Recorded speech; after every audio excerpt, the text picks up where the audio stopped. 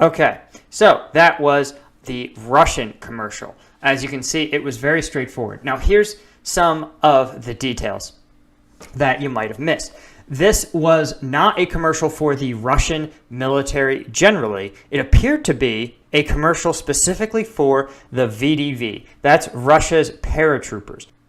So Russia, like China, has a mandatory military service period, and it has a large number of conscripts that it can use to fight.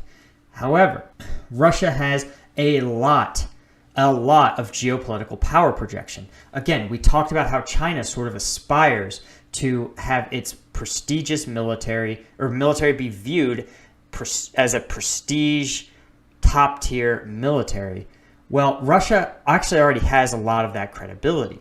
So Russia's state-affiliated PMC called the Wagner Group actually has training missions in Syria. They train military in the DRC, the Democratic Republic of the Congo.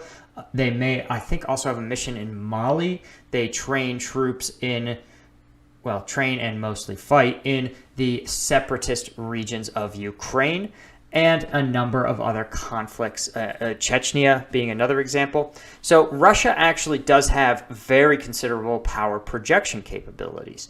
However, they're starting to run into manpower problems.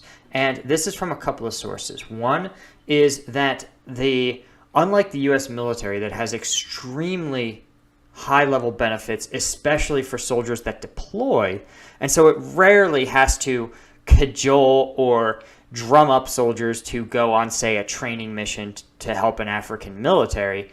The Russian military, because it doesn't like to be seen as being too involved in some of these issues, relies on these PMC intermediaries.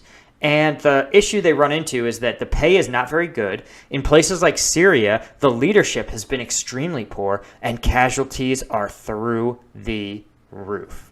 In fact, they're getting so bad that the Wagner Group has started recruiting from motorcycle gangs. Anybody that did their mandatory conscript service and has been riding a bike around Russia is a candidate for the Wagner Group. And that's because none of the actual former VDV, paratroopers, former Spetsnaz want to get anywhere near this sort of poorly led, high casualty environment.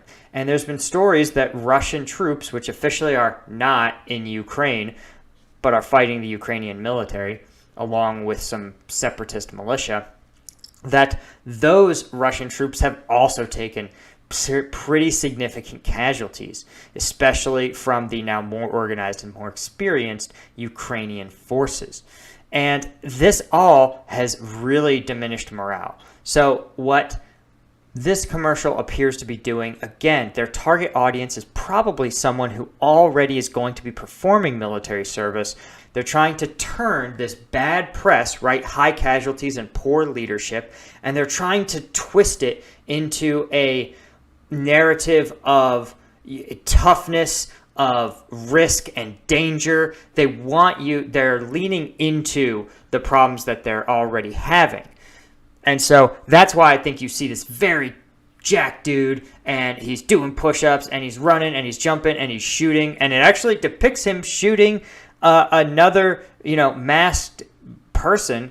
Again, we have to remember the audience of this Russian commercial is someone who's probably going to be performing military service in any case, and they're trying to turn something really bad, right, a high casualty rate, into something good, toughness, action, getting after